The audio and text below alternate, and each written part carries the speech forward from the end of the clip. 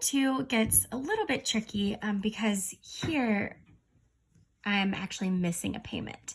So this is what's going to vary depending on which credit card you get and when you read that fine print. So what happens with my particular credit card that I have when I miss this payment? So according to the terms and conditions, what could happen? So I need to go back to my terms and conditions, page 4. And I'll see that a penalty APR, so that's a penalty percent fee. And it says up to 29.49% based on your credit worthiness. Okay, so it could just be, a penalty of a few percentage points. It could be a penalty that doesn't, could not even be a penalty if it's your first time. It just depends. For our purposes, we're going to use this 29.49% number. Okay, so I get a penalty fee. So instead of paying the 16.5%, I'm now paying 29.5%. Okay. And then also I get another fee down here. This is just a one-time fee of $25 for a late payment. So sort of like with your debit card, if you overdraft on your debit card, they'll charge you a one-time like $35 fee every time you overdraft, right? So that's happening here. I missed a payment, so I'm getting a one-time $25 fee. And then in addition to that, my interest rate is also increasing, okay? So it's gonna affect my table here. So the first two columns are the same as my table before. So I've got my 140 down payment, 38, 47, 101, 53. This should all match up to your other table. 134 is my new payment, 3708 in finance charges, and then 9784 paid towards the balance. So then to get this 2600 number, you take your previous balance minus your paid to balance amount to give you your 2663, okay? But this is where it gets interesting because I missed this next payment, right? So when I'm calculating what I'm actually going to owe at the end of the month, I can't use my original percent rate that I had before. So what was the original amount I had before? Too many things going on. 0.01374, right? So 0.01374. This was my rate before when I was at my 16.49%, right? But what's happening is this is now increased. So this rate now increases. So it increases to this 29.49%, right? But that's the yearly, so I need to divide that by 12. So I'm actually gonna end up using 0.024575. So you'll notice from here on out, I'm charged this new penalty rate, right? Now, if I continue to make these on-time payments, over time, I can call my credit card company and say, hey, I've proven my credit worthiness. I wanna go back to my lower interest rate. And generally, they'll work with you there as long as you're making those payments on time. But for our purposes, we are gonna continue with this penalty rate for the next few months, okay? So when you get to this row, I have a $0 payment, right? So this total is not decreasing at all. My balance is only gonna go up from here, right? So I'm not paying anything off. And I have to tack on a $25 fee. So I'm gonna do 2,663 plus 25.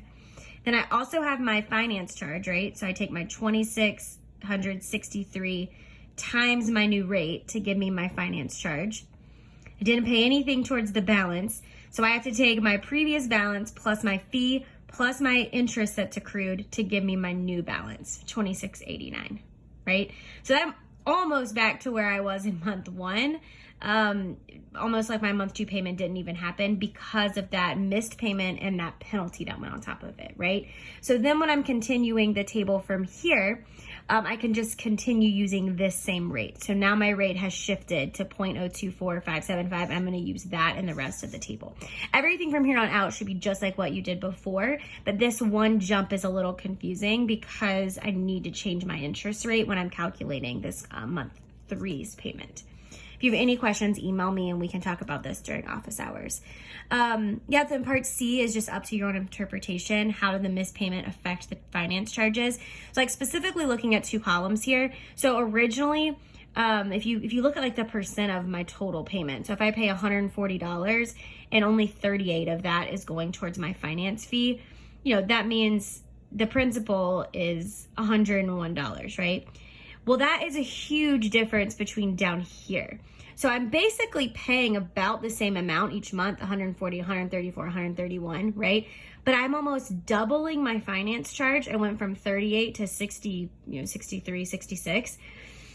And I'm paying, about 30% less on my actual balance. So what that means, I'm paying more money, but substantially less of it is actually going off towards my balance.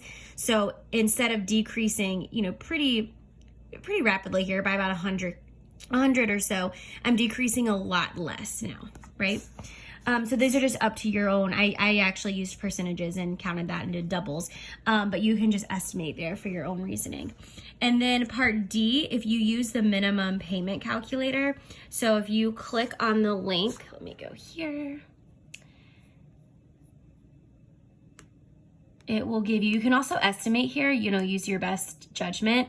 Essentially, it's going to take you a long time is the main thing there.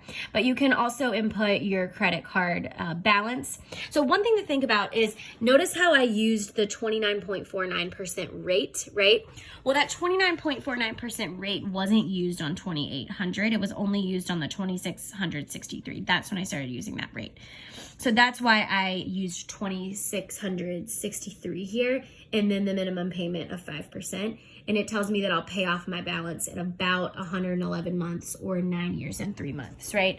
But also I added in here, and that's fine if you use 111 months, you're just getting a good estimation here. It's gonna take you about 9 to 10 years, right, to pay this off. So short, it's just gonna take you a long time to do that. But I did it, if you look at the answer key, I did 113 months because I also included the two that were at that 16.5% rate.